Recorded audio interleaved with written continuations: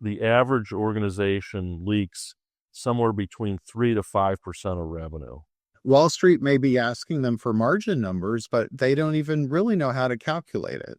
Any company with complicated processes, front, back end, they're going to have issues. But there's absolutely denial. How do you do true ups? How do you do true forward? Well, you know how in a sales organization, you've got this amazing pipeline, and it looks like you're going to make millions or billions of dollars, and you come to the end of the year and you didn't hit the revenue number.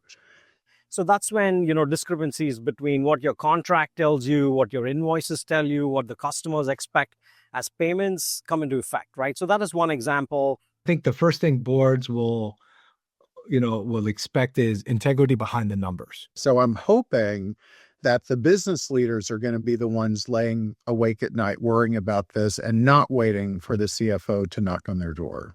So yes, I absolutely think there's revenue leakage happening. Yeah, and sometimes they know what's happening and they don't know how to fix it. It doesn't serve any purpose for people to throw fingers at different departments. Small leaks, if unnoticed, can add up to substantial amounts over time. Extreme examples of revenue leakage. We have examples where it's been in excess of 10%. A seasoned CFO, when you get into any company, you really should understand how that works from front to end. So the numbers that they're giving Wall Street probably are not going to stand up to a lot of scrutiny.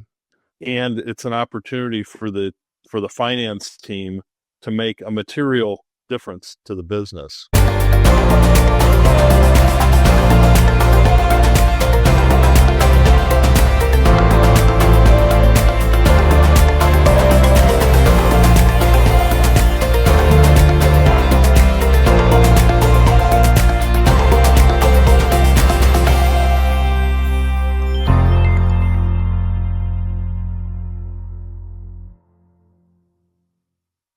Welcome to the webinar, The Hidden 5 to 10%, where we will discuss about mastering revenue assurance. Revenue leakage is a reality in subscription SaaS businesses, where companies are losing close to 5 to 10% annually. This webinar is your playbook to detect and prevent revenue leakage across your quote-to-cash process. We start with the basics of what revenue leakage is, then move into deeper areas such as early warning systems that you need to be aware of, symptoms and causes, the denial, partnership with CIOs, and strategies to build a culture of revenue assurance and revenue responsibility. I have personally interviewed industry leaders and curated it to give you a practical, no-fluff guide to rapidly improve your profitability. This is packed with insights. Enjoy the webinar.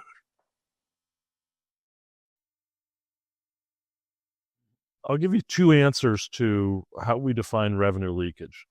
The first answer is kind of a more formal answer, which is revenue leakage is the revenue that is lost, revenue that is contracted, but not fully recognized or fully collected from contracted customers.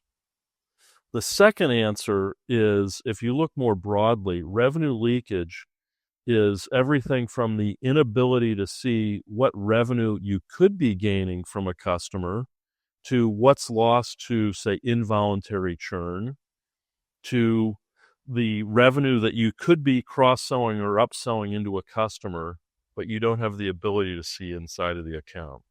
Revenue leakage refers to the loss of potential revenue that business should have earned but failed to capture due to operational inefficiencies, billing errors, or system weaknesses such as discount and promotion mismanagement, payment failures, uncontrolled free trials and grace period, unmanaged subscription, plan cancellation, and downgrades.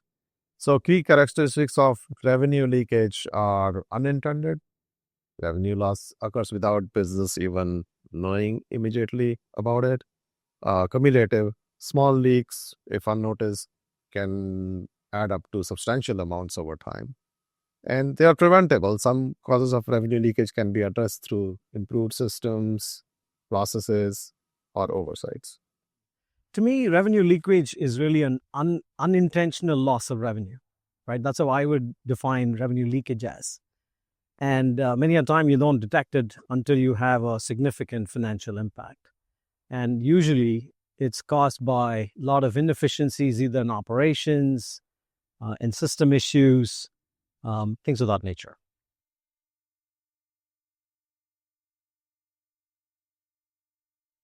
In all of our research and in consistent querying of all the major audit and accounting firms, we've seen that the average organization leaks somewhere between 3 to 5% of revenue.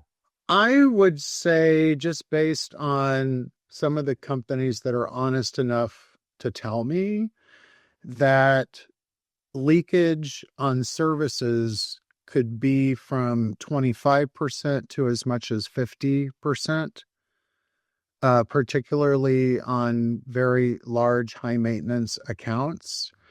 And, some of the things that we are seeing from some of the big players in the market who are doing the math and figuring this out, and they're making some very strategic plays to correct the situation. I think for the other companies, I mean, not to scare people, but I do think 50% is a possibility on the services side. And Wall Street may be asking them for margin numbers, but they don't even really know how to calculate it. So the numbers that they're giving Wall Street probably are not going to stand up to a lot of scrutiny.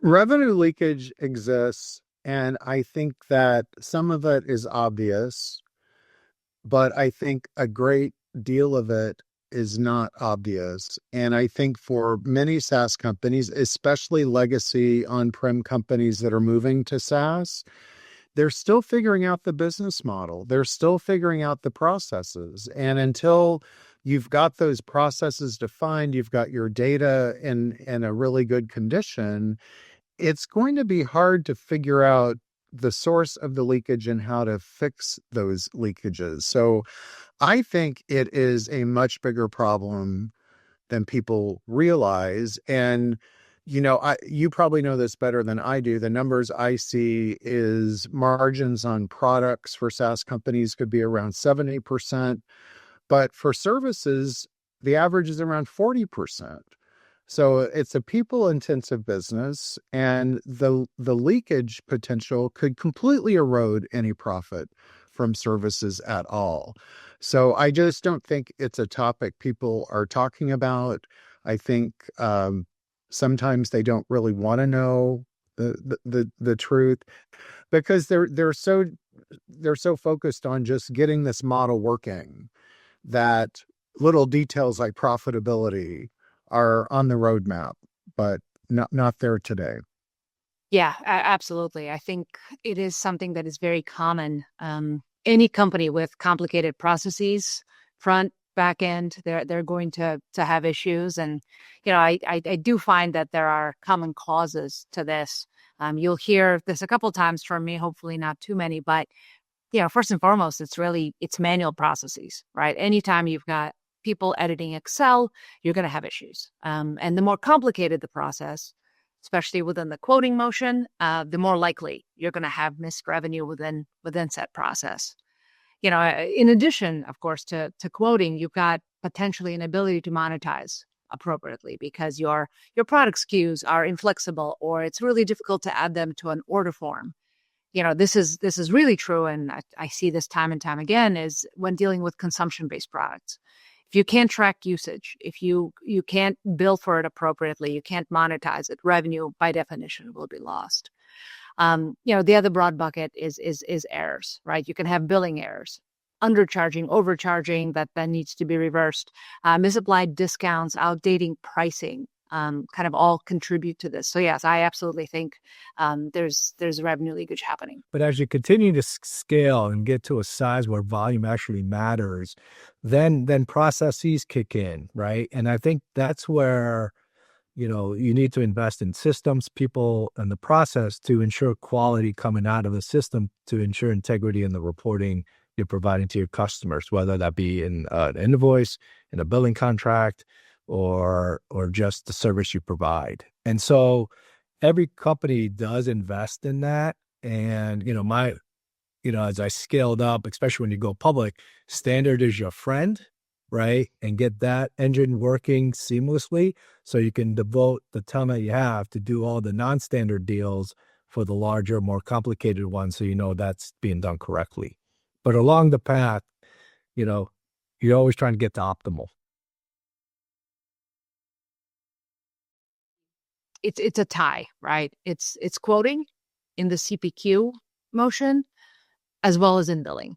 I think the rest of that quote to cash life cycle really feeds off of those 2 points in time, and kind of follows. But if you've got an issue in quoting or in billing, you're going to have trouble. If you think about the order to cash process, right, especially if we just stick to tech, have done the process flows, it's probably about a 10 to 15 step process, right?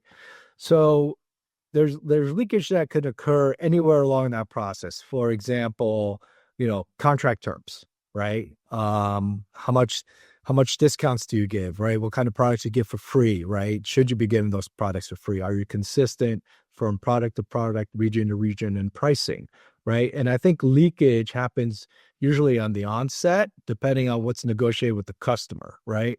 Then from a process flow, you can kind of see leakage where contracts are not entered into the system correctly, therefore incorrect invoicings come out, right? Or payment terms are not what they need to be, so companies won't pay because there's something off in the invoicing or not agreed to the contract. So you can see leakage happening across that bandwidth, right? And a lot of companies out there, especially a lot of the new tech companies, try to have a solution for that by keeping contract integrity in place with terms, which does add value. But, for me, the real analysis is to be done on how you're pricing your product, right? How you're discounting your product, right? What kind of services, need to go with that product that you're either getting paid for or have to get for free. And once you understand that, then you really understand if you're getting full value of the product you're actually selling. How much of your revenue is automated in terms of quoting, in terms of contracting, in terms of billing? How much manual intervention is involved in finance and in billing as well? How much manual intervention is involved in revenue recognition? So anytime you see a fair amount of manual intervention, or where that manual intervention takes place in a handful of key accounts that typically either represent a high percentage of revenue or a high percentage of margin, there's probably some revenue leakage taking place. But I think to go a couple steps deeper, it's really silos within the lead to cash organizations. Misalignment simply because people are not quite able to break down those silos and have those rich conversations. It could be because sales strategy is not being fully supported by back-end systems. This I've seen a few times, and this is especially true in high growth companies. You're moving fast. You really want to move forward with an offering, and then your back-end systems just can't quite keep up. That's a big one. I mentioned under monetization due to inability to track or lack of visibility to an end user. You end up slowing down the process from that perspective. And there's one I haven't mentioned yet, and that's poor collection practices. I really, truly believe that no matter how much revenue a company books, no matter how fast you sell, no matter how good your product is, if your collections are inefficient, you're going to just have a major drag on the overall results.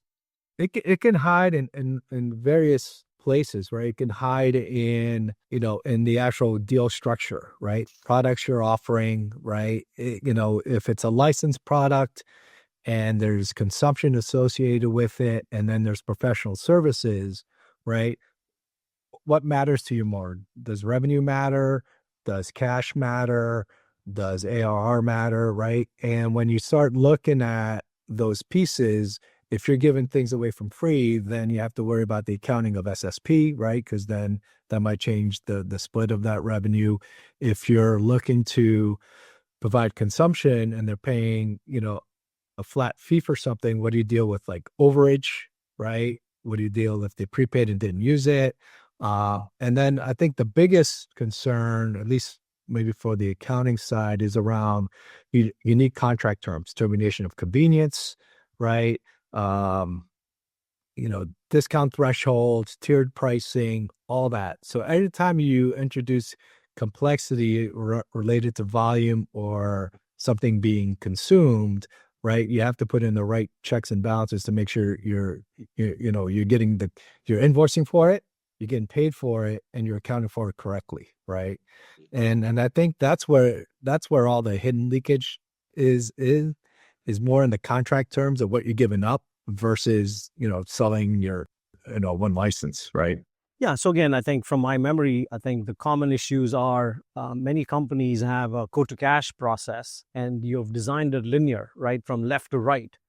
And in the world of SaaS, the real fun happens when the customers have deployed the software, right? So it's not the first time sale, but once you deploy the software, then it comes down to, how do you monetize for usage based on, again, the subscription modality and your monetization model. So again, when it comes to usage-based billing, arrears, the diligence of the sales team, the customer success team to measure the customer's usage, etc., capturing of the usage of the end customer. So again, I think to me, what I've seen is things if your monetization model is fairly complex and you start to go based on usage-based billing, how do you do true ups? How do you do true forward? So that's when, discrepancies between what your contract tells you, what your invoices tell you, what the customers expect as payments come into effect, right? So that is one example. The second one I've seen is, again, in terms of pricing and discounting, in terms of how you manage that, right? Because, there are many customers that have either protected on discount or some on list price, things of that nature, right? So again, I think as you go through the revenue life cycle, having the right governance and controls in how you manage your pricing and your discounting is another key area. You can look at ARR, right? And and that will show whether or not, year over year, customers are buying more or using less, right? And that could either show a problem with the product, right, or the service, right? You can also look at whether or not your terms around, what we go contract costs versus ARR, net retention value in terms of, okay, are you getting a stronger return on your contract at a higher price, right? Pricing could be one. Pricing analytics could be another in terms of its pricing going up. Are you discounting more? So your discount rates, right? So there's a couple different things you can look at to determine on a contract over contract basis whether or not you have leakage depending on the experience of what your customers are doing. And then you can kind of also look at churn. When you look at cash, if you think of lower revenue turns into cash, right, then you can kind of look at your DSOs, your payment terms, and whether or not people are paying you later, which is usually an indication of something's happening in the service, right? One of the obvious ones, how long does it take to close the books? What's our NPS score? Typically what you find when there's revenue leakage, there's inaccuracy in the billing. There's a lack of timeliness in the billing, and there's a lack of transparency in the billing. Anytime you have one of those three, and typically you get two or all three of them taking place, it's going to affect your NPS score. So people think about revenue leakage and addressing that as a back office function, but when you look at the ultimate metrics that it impacts, like NPS score, it says that it's really helping to address your overall brand attributes as the customers see them. I think discrepancies in financial metrics like, revenue versus expected revenue, unexplained decline in ARPU. There are frequent billing complaints from customers, elevated churn rates, irregular cash flow patterns, some manual processes that you have in revenue operations. lack of system integration and misaligned metrics around teams can contribute to some of that. I had two answers. One, I think they honestly don't know. And I think that, some of the examples I have, figuring it out is such a complex problem that they just ignore it because they don't want to do the heavy lifting to figure it out. And I think for other companies, they've got a margin number that they're reporting on a monthly basis, and they're getting some good feedback on that. And they don't want to dig into it and report that actually the margins are much worse than they're reporting. So I think there's denial from some companies. The problem exists. I think in other companies, it's more of a position protection play that they're in denial because they don't want people to find out really how messed up some of their accounting could be. But there's absolutely denial. Yeah, this is a tough one. I think if you don't have an analytical tool that specializes in detection of revenue leakage, you end up defaulting to things like MRR over time. Maybe it's billing error rate. You have some of these high-level views that something might potentially be wrong. If you have a tip-off for a specific product or specific selling motion where you have leakage, you start digging into that product. But metrics, I think, especially for SaaS companies, it's MRR. That's where you see the blip. It should be flat. Is it falling? Is there other pieces dropping out? So it becomes really a little bit of a blunt instrument. Of course, if you don't have an analytical tool able to really pinpoint. Yeah, and sometimes they know what's happening and they don't know how to fix it. That is. Ultimately, it's the finance organization, whether that's the CFO, the CAO, or the controller, someone within the finance organization ultimately needs to own it. The real question is, why isn't it owned up? Why isn't there any single owner today? Yeah. Right? We're seeing more progressive companies have a director or VP of quote to cash. So we're starting to kind of go in the right direction. But there needs to be clear line of ownership, and it's got to take place in finance. I'm going to give you two answers because I do think it depends sometimes on the company as well. I think first and foremost, it's sales strategy. The SKU compatibility, company maximizing revenue. I think it's really key from that perspective. You see the beginning of the funnel within the sales strategy side. On the other end, of course, it's order to cash. So whoever's running that back end, these folks are the ones who have the best knowledge of the business overall, maybe not the, not the details over starting from the beginning, but they're also the ones who will be the ones receiving a question from the CFO who will come over and say, hey, are you sure there isn't a bit more somewhere? I've got an expectation for a number and it feels like we're light. And so if we're talking about waking up in the morning and thinking about this, I do think order to cash folks should have this top of mind. For most companies, no. I don't think there is. They're worried about churn rate.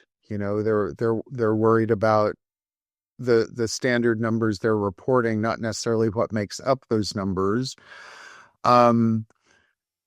I had this great conversation with Doug Schmidt from Dell a year ago, and he said that we were talking about why companies were struggling with AI. And he said that any service leader who does not become their own CIO is going to be out of a job in the next 3 years. And I think the same is true if they're not becoming their own CFO, because the CFO, the CRO, the CIO are not necessarily digging into these revenue and leakage issues on the services side. And if you're just going to sit and wait for an executive to knock on your door and say, now it's your turn, let's start digging in, it's probably not going to be good for your career. So I think that the service leaders that want to proactively start solving this can make themselves heroes in the eyes of the corporate executive. So I'm hoping that the business leaders are going to be the ones laying awake at night worrying about this and not waiting for the CFO to knock on their door. I think potentially there are lots of things to think about. It might not be the first thing on people's minds, especially if there's growth. If the company is growing, you are not looking for leakage. You're looking to capture as much as you can of what's in front of you. But if that growth slows down, if the company is starting to look for different revenue tiers and finding those extra dollars, everybody starts looking. And that's when you end up with more complicated processes to create and capture the revenue. Then all of a sudden you're finding you've been leaking this entire time. In a perfect world, you as in the capital U, the company would review the overall system when this happens and really look at which parts of the systemic underlying processes can be re-implemented natively, not build on top of, but rebuild underneath. It is tough to get buy-in because you find this at the time of slowing growth. So there's less money to go around unless you can measure it. And the moment that you can measure it, all of a sudden you've got an ROI conversation going. So it can become a priority if certain things fall into place, specifically in my opinion, when the growth slows. Not up to the level it should be. Some companies proactively work to detect and prevent revenue leakage, especially when they grow and their operations become more complex. Mostly I've seen companies reacting to the revenue leakage events as an escalation management. Well, if you step back from it and say, what's the penalty for ignoring revenue leakage? As one CFO shared with me, she said, addressing revenue leakage is one of the easiest ways for an organization to deliver an upside earnings surprise. Why? You don't have to beat sales harder, right, to sell more. You don't have to pray that the product organization is going to deliver new product, that it's going to work, that it's going to come out on time. So it's a problem that every organization can address and realize tangible both top and bottom line benefits from.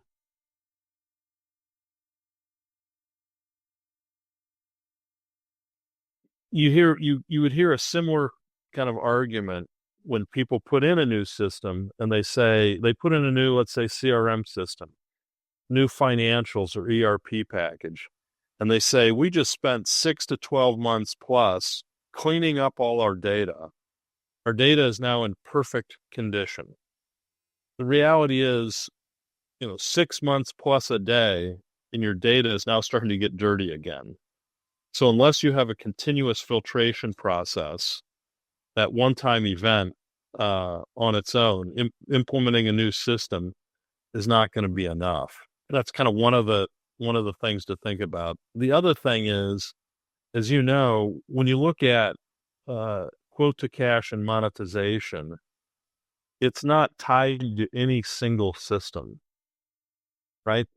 There's quoting, there's contract management, there's financials and your GL and your ERP package, order management is involved, provisioning, customer support. There's a whole number. We at even a high level think about it as 14 plus disparate systems that are involved. So yes, you may have replaced 1, 2, 3, maybe 4 of those major systems. Have you replaced everything? And how many days since you've replaced it have gone by? Again, this is not a one-time event. It's putting in place a filtration process that ensures continuous improvement, not just this, one-off thing. I'm a big fan of a comprehensive platform, that does that big chunk of any process, an ERP or a CPQ building revenue platform that combines everything together. But I do think that certain things should be left to a specialized tool. The core competency of a BI tool or a billing system, it doesn't quite get to the granularity and the analytical prowess that a specialized tool can get into. At the end of the day, what you're looking for is near instantaneous or proactive insights, right? And the ERPs, the BIs, the billing systems really are doing the day-to-day work. My thought is that the tool should really sit on top of that entire end-to-end process and look at that unstructured data, and then help people make decisions, right? It's all about pointed knowledge from other sources. It's all about identifying the most impactful spots where the company can plug those revenue leaks. So I'm a fan of having one comprehensive tool in place. I really think that for something like this, specialization really matters. How much manual work is being done just in billing? How much manual intervention and use of Excel is involved in revenue accounting? Yeah.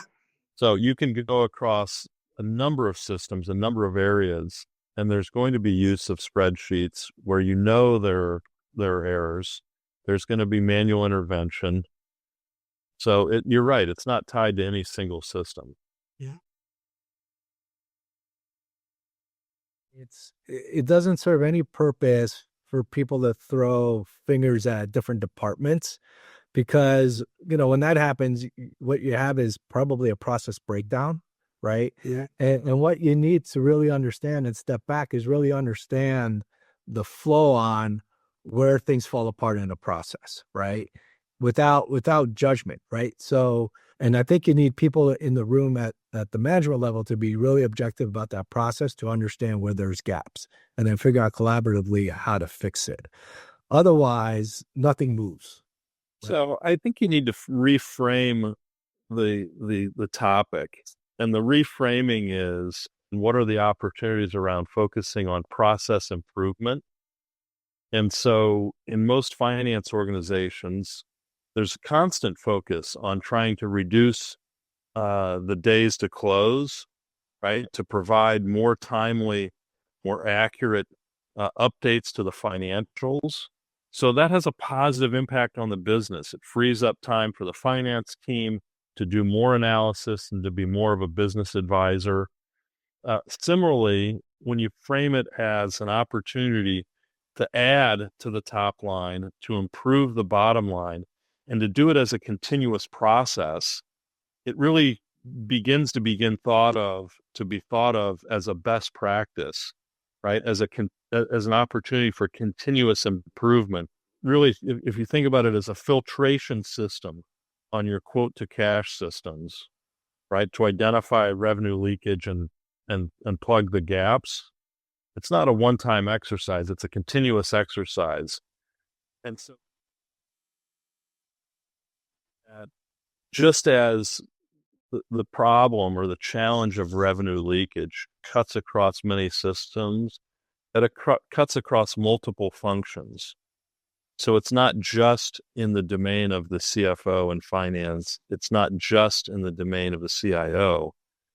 So if there's an opportunity, one, to build buy-in at a higher level, right, with a COO or CEO, or with the board, as you highlighted earlier, buy-in with the head of sales and the sales organization. Ultimately, it takes a village, and the encouragement, let's say, to take a look at this needs to come not just from any single source, but multiple executives who want to really lean in and improve the business for everyone. What you see now is most finance officers, also like key transformation officers, right? Taking the company to the next level. And that requires the collaboration of your CIO for systems, your CTO on your product, right? And your finance team, and then also the business in terms of picking and choosing what investments do you make to improve the quality infrastructure of your company and the product, right? If you don't have a good relationship there, then it's going to be really hard to getting anything done. Having said that too, I think a lot of companies do struggle with the systems they currently have, and are they optimizing to the fullest capability, right? Because everyone usually implements with this term called MVP, minimal viable product, which usually leads to a bunch of manual processes around it. So if you can even improve the systems you have, do you gain efficiency by just utilizing software, right? I learned along the way is, you know, software needs to help you with your day-to-day work and make your life better. It's not like I'm working to make the software work, right? And a lot of people kind of do all these manual workarounds to make the software work.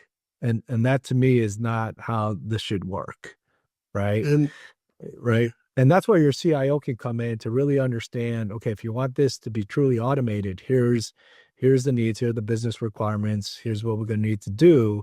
And then for finance to understand the value of that and the cost for that, to make sure that's a worthy investment and there's an ROI to it. So that's a good question. And finance leaders, rightly so, tend to be very conservative by nature, which is exactly what you want in the finance and accounting function. Completely understandable and legitimate concern. Again, I think it comes back to, if you look at it as continuous improvement, is there a potential that maybe there's even more revenue leakage than you think? If you flip it around and say, instead of delivering a 1% increase in sales, I can deliver a 3 or 4% increase.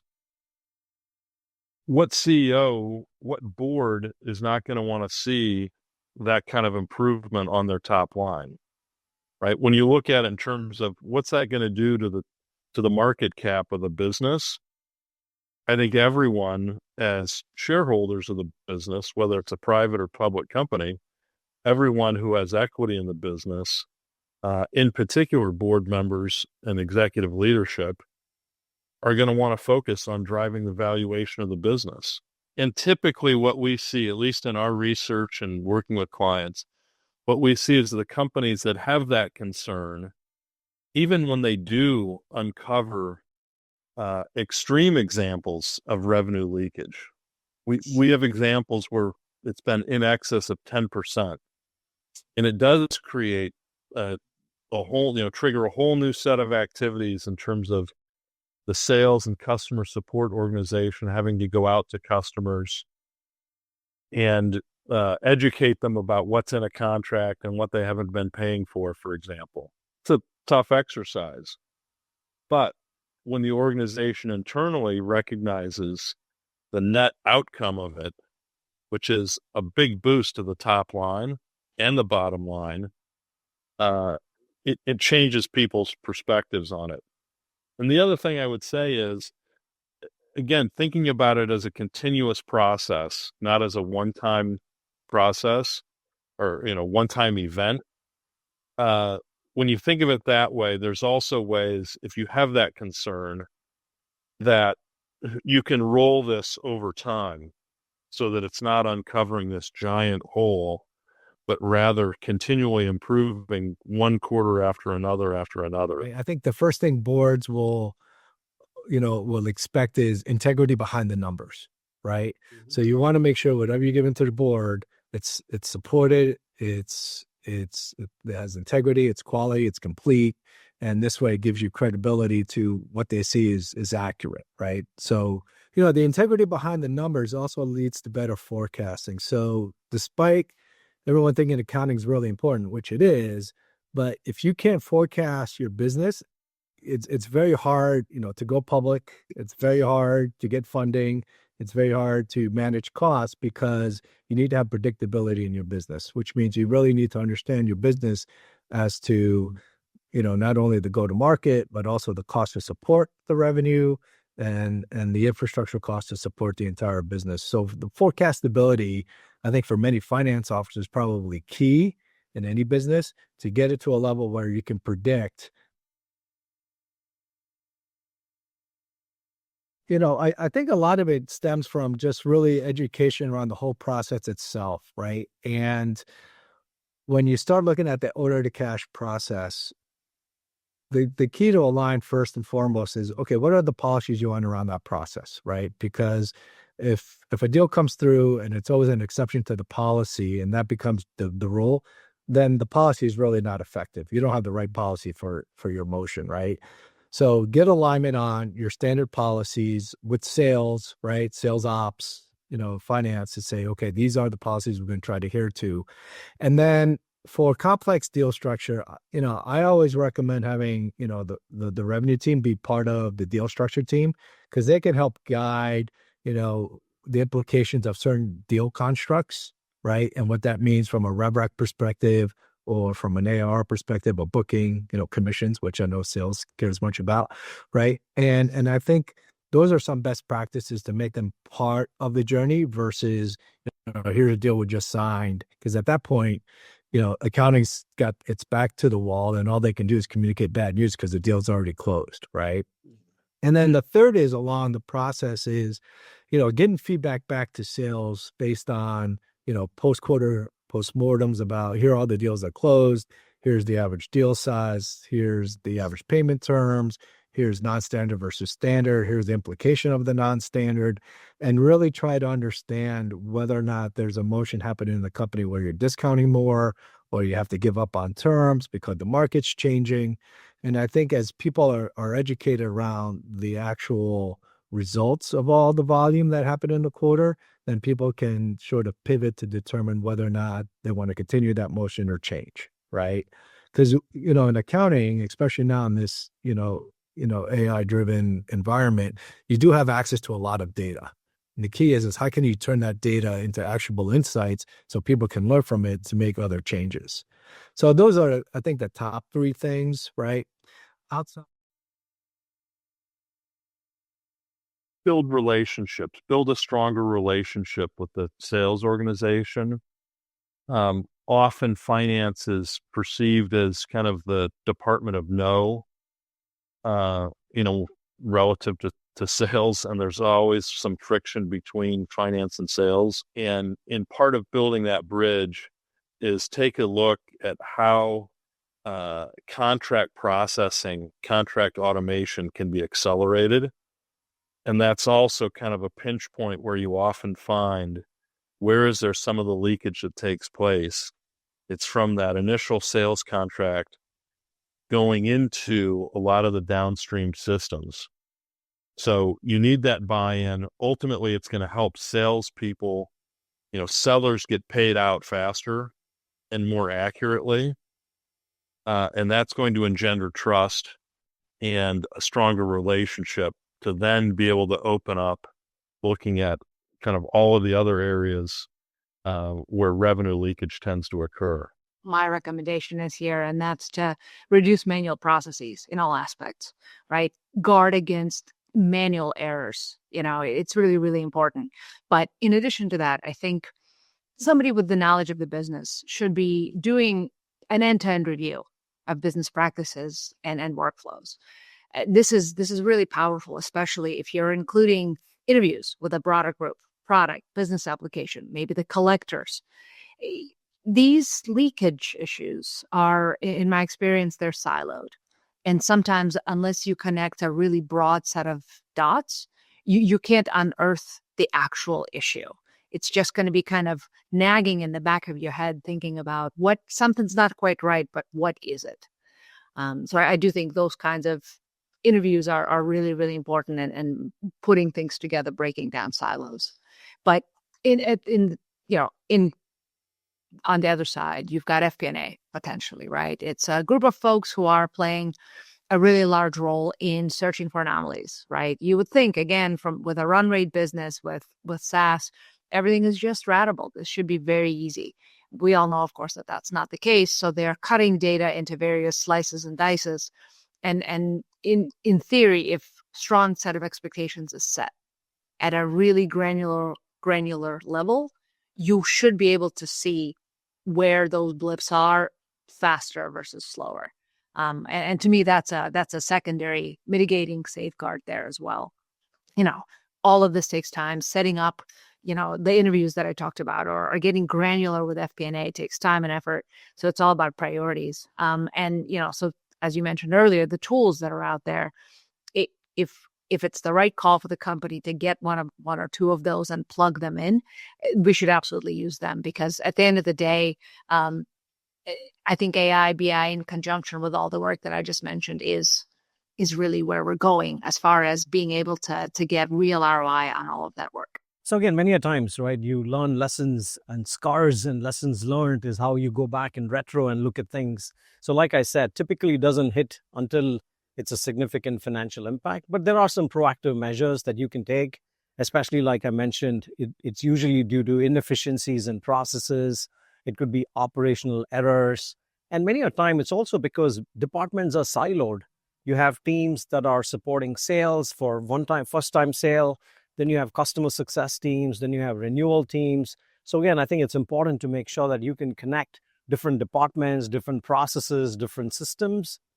And then to have from the learnings, how do you really have an end-to-end value stream process? And at the end of the day, all roads lead to data. So you need to really make sure you look at the data, improve the processes, and then you can begin to automate. I would think they would do themselves a service by really understanding the order to cash flow. Whether you're a new CFO or even a seasoned CFO, when you get into any company, you really should understand how that works from front to end, right? And not just in high level terms, but also all the nuances in between. Products being changed, different product mix, right? How does professional service kick in? Are you consumption based? Are you license based? Are you a hybrid, right? Really understanding, the products you're selling, the accounting implications to that, if it's a license deal or a consumption deal. And I think the more educated they are in that process, and your controller, chief accounting staff would be, the people to go to kind of explain that, then you can kind of kick over to the FP&A team to really understand, okay, I'll be forecasting the way we're selling and the way the process works, right? And if there's any gaps in that, then you're in the right position to help the team fill those gaps, right? In my experience, by the time it gets to accounting, they kind of see all the ills that happen up front.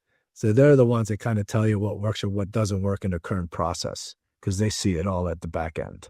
Well, you know how in a sales organization, you've got this amazing pipeline, and it looks like you're going to make millions or billions of dollars, and you come to the end of the year and you didn't hit the revenue number.